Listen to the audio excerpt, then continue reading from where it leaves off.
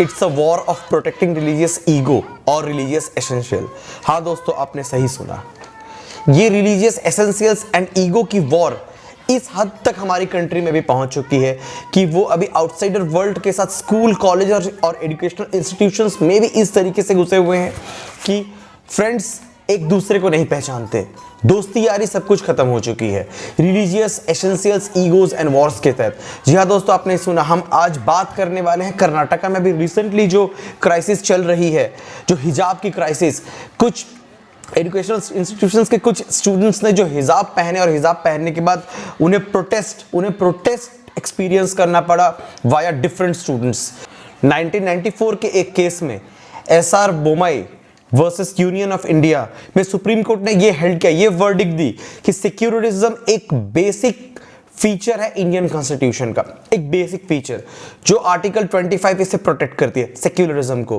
But आज हमारे देश में क्या सेक्युलरिज्म को प्रॉपरली अबाइड किया जा रहा है या इसे मिसयूज किया जा रहा है, या सेक्युलरिज्म को यूज करके कुछ लोग अपनी रोटियां सेकने की कोशिश कर रहे हैं? ये एक डिटेल एनालिसिस आज हम लोग इस टॉपिक पे फ्रेंड करेंगे। कर्नाटका की ये जो क्राइसिस हुई इसे हम लोग समझेंगे, हिजाब क्राइसिस क्या थी, किस तरीके से ये स्टार्ट हुआ और इसके फ्यूचर क्या है और किन लोगों ने इसे किया और ये आगे किस तरीके से इसकी एग्जीक्यूशन हो रही है। तो बने रहिए फ्रेंड्स इस वीडियो पे पूरे एंड तक, और अगर वीडियो अच्छा लगे तो definitely like, comment and subscribe करना बिल्कुल ना भूले। तो आइए दोस्त शुरू करते हैं। मैटर अगर कुछ सालों पहले तक देखे हमारे वक्त पे, तो स्कूल में हम फ्रेंड्स के साथ घुमा करते थे, वहां कुछ भी कास्टिज्म नहीं होता था, कोई भी रिलीजियस टॉक्स नहीं होता था, या होता भी था तो रिलीजियस टॉक्स हम एक दूसरे के रिलीजियंस के मैटर में इंटरफेयर करते थे, वो भी काफी इंटरेस्टेड होकर, मतलब उनके वेलफेयर को देखते थे, वो हमारे वेलफेयर को देखते थे। बट बात आज इस हद तक पहुंच गई कि स्कूल कॉलेजेस में भी अल्लाह अकबर और जय श्री राम का हम स्लोगन सुनने लगे। जी हाँ दोस्तों, अल्लाह अकबर और जय श्री राम का। कुछ स्टूडेंट्स भगवा रंग पहन के उसे प्रोटेस्ट कर रहे हैं, तो कुछ हिजाब पहन के या नकाब पहन के प्रोटेस्ट कर रहे हैं। क्राइसिस ये स्टार्ट हुई कर्नाटका के कुछ एजुकेशनल इंस्टीट्यूशन से, जहां पे कुछ लड़कियां हिजाब पहन के इंस्टीट्यूशंस में आई और उन्हें फिर ये हिजाब पहने पे मना किया गया, ये बैन किया गया, क्योंकि स्कूल के कुछ अपने लॉज हैं, कुछ अपने प्रोटोकॉल्स हैं, ये उन्हें मानने होंगे, जिसके तहत उन्हें बैन किया गया, उन्हें आना नहीं था। और इस चीज के मद्देनजर वो प्रोटेस्ट करने लगे और ये प्रोटेस्ट इतनी बड़ी हद तक बढ़ गई कि भगवा रंग पहन के कुछ लड़के भी इनकी ऑब्जेक्शंस किए या प्रोटेस्ट किए, फिर स्टोन अटैक्स हुए, काफ़ी चीज़ें हुई। और इस चीज़ को देखते हुए क्या हुआ, स्टेट के सीएम ने school, college and educational institution को 3-4 दिनों के लिए बंद कर दिया और मामला फिर ये हाई कोर्ट में गया। मतलब मैटर अभी देखा गया तो मैटर घर से, जो रिलीजन हम लोग घर के अंदर में हम रिलीजन मानते हैं या प्रैक्टिस करते हैं या सेक्युलरिज्म को हम लोग अबाइड करते हैं, वो चीज़ वहाँ से उठ के आज स्कूल कॉलेजेस तक पहुँच गई और इस हद तक पहुंच गए कि प्रोटेस्ट दोनों तरफ से चलने लगा, दोनों तीनों तरफ से चलने लगा। आगे बढ़ने से पहले दो इंपॉर्टेंट इंफॉर्मेशन जानने बहुत जरूरी है। बेसिकली हिजाब और बुर्का में डिफरेंस कहां है, डिफरेंस कहां यूज होता है। बुर्का अगर देखा जाए तो ये कंप्लीट कवरिंग है जो मुस्लिम वुमेन्स यूज करती हैं, और ये काफी कंट्रीज में इंक्लूडिंग कुछ मुस्लिम कंट्रीज में बैन कर दिए गए हैं। क्यों? Due to certain security reason. मगर हिजाब अगर देखा गया तो उसमें एटलीस्ट फेशियल एक्सप्रेशंस क्या है वो प्रेजेंट होता है, फेस दिखता है, हेड कवरिंग एंड बाकी कुछ चेहरे के कुछ कवरिंग्स के लिए हिजाब यूज होता है। तो ये पूरे मुद्दे जो है आज बेसिकली हिजाब के लिए यहाँ पे किए गए हैं, और ये एनालिसिस काफी जो हद तक हमने की हुई है ये बेसिकली इसी केस स्टडी पे है, हिजाब case study of the Karnataka. तो ये दोनों पहलू जानना बहुत जरूरी है। इस्लाम की रिलीजियस बुक कुरान शरीफ को अगर हम रेफर करें तो कुरान शरीफ में हिजाब वर्ड कहीं भी डिस्क्राइब नहीं है, मगर 7 टाइम्स, ऑलमोस्ट 7 टाइम्स एक वर्ड डिस्क्राइब किया हुआ है जो है बेसिकली एक डिफरेंस, एक पर्दा। अकॉर्डिंग टू प्रॉफिट मोहम्मद एक पर्दा, फीमेल को एक पर्दा में रहना चाहिए। ये वर्ड पर्दा, आई मीन डिफरेंस, कर्टन्स, ये अलग अलग टर्मिनोलॉजी अगर जिसे पीपल यूज करते हैं, ये डिफरेंस कुरान शरीफ में जरूर मेंशन किया गया है। मगर इस डिफरेंस को बेसिकली एज ए हिजाब हमारी कंट्री में यूज करना या एज ए हिजाब हमारी कंट्री में उसे सेक्युलरिज्म में प्रैक्टिस करना, ये किस हद तक जरूरी है या किस हद तक एसेंशियल नीड्स है, ये समझने की बात है और काफी जरूरी है। 2020 तक जिस एजुकेशनल इंस्टीट्यूशन में ये क्राइसिस स्टार्ट हुआ कर्नाटका में, वहां 2020-21 तक किसी ने भी हिजाब यूज नहीं किया, मगर आफ्टर 2020 क्यों ये हिजाब यूज करने का क्या जरूरत पड़ गई, और क्या ये बेसिकली रिलीजियस एसेंशियल्स है जिसे वुमेन या फीमेल वहां पे यूज करती थी या अभी करना चाहती हैं, या ये जस्ट एक रिलीजियस ईगो है, ये सोचने वाली बात है। 6 लड़कियां एजुकेशनल इंस्टीट्यूशन से बेसिकली जब उन्हें ऑब्स्ट्रक्ट किया गया या बैन किया गया कि ये पहन के वो इंस्टीट्यूशंस में नहीं आ सकती हैं, तो बेसिकली क्या किया उन्होंने, 6 लड़कियों ने इस मैटर को रिट फाइल की। कहां? कर्नाटका हाई कोर्ट में उन्होंने रिट फाइल किया, और रिट फाइल करने के बाद ये मैटर की एग्जीक्यूशन स्टार्ट हुई, और एग्जीक्यूशन स्टार्ट होते ये काफी हद तक मैसिव एक प्रोटेस्ट में कन्वर्ट हुआ। उन्हें प्रोटेस्ट का सामना करना पड़ा या स्टोन अटैक हुए, काफी चीजें हुई दोनों तरफ से। कम्युनलिज्म आज कंट्री के सारे बेसिक स्ट्रक्चर्स में दिखने लगे हैं। पॉलिटिक्स में इसे तो बहुत अच्छी तरीके से आज यूज किया जा रहा है। कुछ दिन पहले राहुल गांधी जी ने वैष्णो देवी श्राइन बोर्ड के वहां पे जाके अपने पॉलिटिकल प्रोपागेंडा में वहां पे उन्होंने प्रेजेंट किया, माता वैष्णो देवी रानी के वहां उन्होंने कुछ प्रेजेंट किया। साइमल्टेनियसली अगर देखा गया तो यूपी के मुजफ्फरनगर में जो महापंचायत हुई थी कुछ दिन पहले किसानों की, वहां भी अल्लाहू अकबर और हर हर महादेव का स्लोगन हमें सुनने को मिला। पैरेलली अगर दिल्ली में देखा जाए तो दिल्ली के prime minister mister Arvind Kejriwal ji ने भी एक पब्लिक पूजा, गणेश चतुर्थी के अवसर पे एक पब्लिक पूजा उन्होंने प्रेजेंट किया पब्लिक प्लेटफॉर्म पे।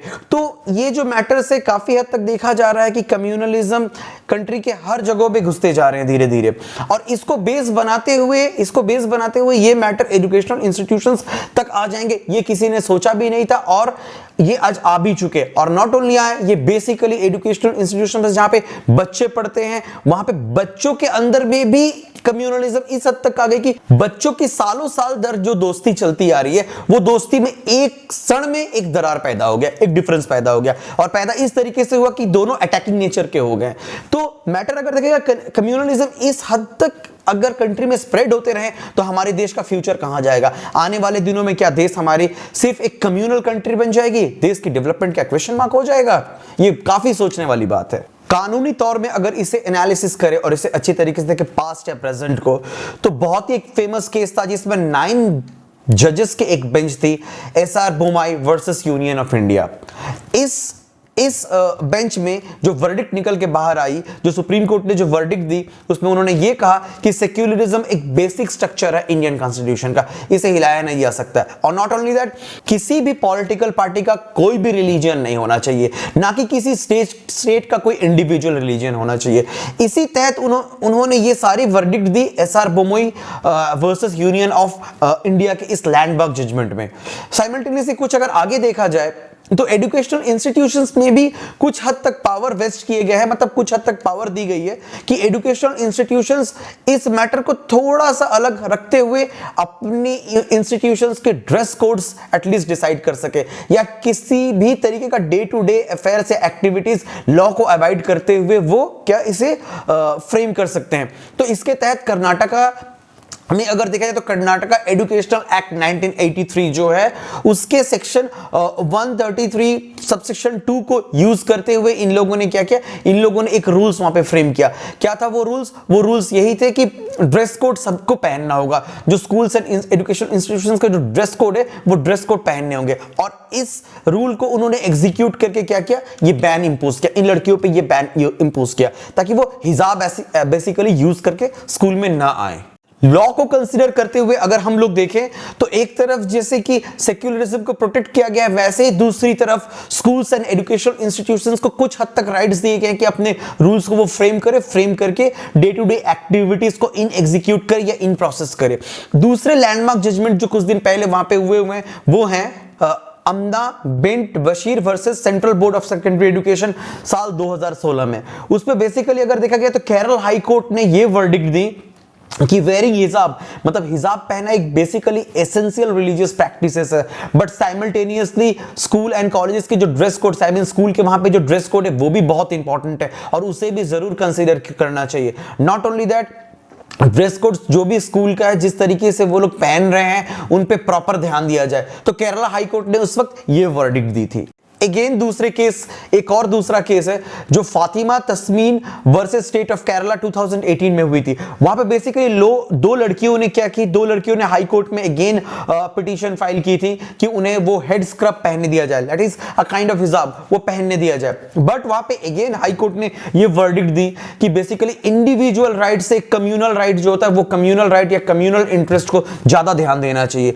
ये करते हुए क्या किया, उन दोनों की पिटीशन को उन लोगों ने डिसॉल्व किया, उसे वैलिडेट नहीं किया, और वैलिडेट ना करते हुए क्या किया, ये एग्जीक्यूशन आगे उन्होंने नहीं बढ़ाया। इस तरीके से अगर हम लोग हिस्टोरिकल अप्रोच और मॉडर्न अप्रोच लॉ का देखें तो सेक्युलरिज्म को हमारी कंट्री प्रोटेक्ट कर रही है, या हमारी लॉज प्रोटेक्ट कर रहे हैं, हमारी कॉन्स्टिट्यूशंस प्रोटेक्ट कर रहे हैं, हमारे सुप्रीम कोर्ट्स प्रोटेक्ट कर रहे हैं। साइमल्टेनियसली ये प्रोटेक्शन को मद्देनजर रखते हुए इंडिविजुअल राइट्स से कम्युनल राइट्स या कम्युनल इंटरेस्ट को ज्यादा हद तक प्रायोरिटी दी गई है, जो कि एक समाज के लिए बहुत ज्यादा जरूरी है। काफी केसेस में आप लोगों ने देखा, दोनों तीनों केसेस में कोर्ट हमेशा क्या किया, एक कॉमन पर्सन का इंटरेस्ट से कम्युनिटी का इंटरेस्ट को सबसे ज्यादा प्रायोरिटी दिया, कि जो कि एक बैलेंस सोसाइटी के लिए बहुत ज्यादा जरूरी है। अगर इंटरनेशनल प्रोस्पेक्ट्स पे देखें तो काफी कंट्रीज इंक्लूडिंग मुस्लिम कंट्री ने हिजाब को बैन किया हुआ है, या हिजाब पे कुछ हद तक रेस्ट्रिक्शंस डाले हुए हैं, या किसी भी तरीके के फेस कवर। चाइना समेत Denmark, Republic of Congo, Netherland, Belgium, काफी कंट्रीज है जो कंट्रीज इस पे बैन लगा के रखी हैं या कुछ फाइन इंपोज करती हैं। बेसिकली बहुत सारी कंट्रीज इसे सिक्योरिटी रीजन समझते हुए, सिक्योरिटी थ्रेट समझते हुए इसे बैन किया, या इसके ऊपर कुछ हद तक पनिशमेंट या कुछ हद तक इसके ऊपर फाइन इंपोज करके उन्होंने एग्जीक्यूट किया हुआ है। तो ये काफी सोचने वाली, समझने वाली बात है कि क्या रीजन थे, किस रीजन के लिए हमारी कंट्री में इसे बैन किया जा रहा है, या हमारी कंट्री के एजुकेशनल इंस्टीट्यूशंस में इसे प्रोहिबिट किया जा रहा है। ये काफी सोचने वाली बात है। जैसे कि हमने हमारे सेक्युलरिज्म को हमने देखा हुआ है, अगर उसे हम इलैबोरेट करके अच्छी तरीके से समझे तो सेक्युलरिज्म हर तरह के रिलीजियस प्रैक्टिसेस को अपने प्राइवेट प्लेसेस में करने की परमिशन देती है। तो हम वो हर तरीके की चीज़ है, हर तरीके की रिलीजियस प्रैक्टिसेस, हमारे ड्रेस मटेरियल से या कुछ भी हो, वो हम अपने प्राइवेट प्लेसेस में या अपने प्लेसेस में हम उसे अच्छी तरीके से हम उसे यूज कर सकते हैं। बट कभी भी मैटर जब पब्लिक प्लेसेस में आता है या पब्लिक प्लेटफॉर्म में आता है या पब्लिक एट अ लार्ज की इंटरेस्ट जहां पे रहती है, वहां मैटर थोड़ा कंसिडरेबल हो जाता है और वहां मैटर सोचने वाली बात है। तो अगर ओवरऑल इस चीज को हम आज एनालिसिस करें, आज अच्छी तरीके से देखें, तो जिस तरीके से हमारी कंट्री में अभी 21st सेंचुरी में काफी प्रोग्रेस हुई, काफी हद तक चीजें बहुत आगे जा रही हैं, साइमल्टेनियसली कम्युनलिज्म भी हमारी कंट्री में बढ़ते जा रहे हैं, और कहीं ना कहीं ये चीज हमारे देश की तरक्की के लिए या हमारे देश के डेवलपमेंट के लिए आने वाले जनरेशन में या आने वाले फ्यूचर में कहीं ना कहीं थोड़ी बहुत ये क्वेश्चन मार्क क्रिएट करेगा जरूर। मैटर आज एजुकेशनल इंस्टीट्यूशंस तक आ गए, मैटर आज बच्चों तक आ गए, कर मैटर शायद हर घर आ जाए। एक दूसरे के साथ जो हम ट्रांजैक्शंस करते हैं, डीलिंग्स करते हैं, या दोस्ती यारी चलती है, एक कम्युनिटी में हम सब एक साथ रहते हैं, शायद मैटर उन चीजों को भी कल खरीदने लगे और वो इंटीग्रेशन भी हमारी कम्युनिटी की इंटीग्रेशन को डिसबैलेंस करते। तो ये काफी सोचने वाली बात है फ्रेंड्स। मैटर अभी भी कोर्ट में है, मैटर अभी भी अंडर एग्जीक्यूशन है कि हिजाब किस हद तक जरूरी है। क्या हिजाब एक एसेंशियल रिलीजियस प्रैक्टिसेस था, या हिजाब अभी हम अपना रिलीजियस ईगो को पालने के लिए, रिलीजियस ईगो को हम बूस्ट करने के लिए इसे लेके आ रहे हैं। ये सोचने वाली बात है। मैटर कोर्ट के ऊपर है, प्रीजुडिस है, और मैटर के फैसला बहुत जल्दी आने वाली है। तो कैसा लगा ये एंटायर टॉपिक फ्रेंड्स? आप लोगों का कमेंट इस टॉपिक में क्या है? क्या ये सब कंसीडरेशन, रिलीजियस कंसीडरेशन इस तरीके से करना जरूरी है हमारी कंट्री में, और किस हद तक ये जरूरी है या नहीं है? सेक्युलरिज्म को भी कंसीडर करके या कुछ पास्ट हिस्ट्री या पास्ट केसेस को कंसीडर करते हुए अपने कमेंट्स डेफिनेटली जरूर कमेंट बॉक्स में दें। और अगर वीडियो ये अच्छा लगे या चैनल अच्छा लगे तो डेफिनेटली चैनल को like, comment, subscribe and share करना बिल्कुल ना भूले। यूं ही चैनल में बने रहने के लिए थैंक यू।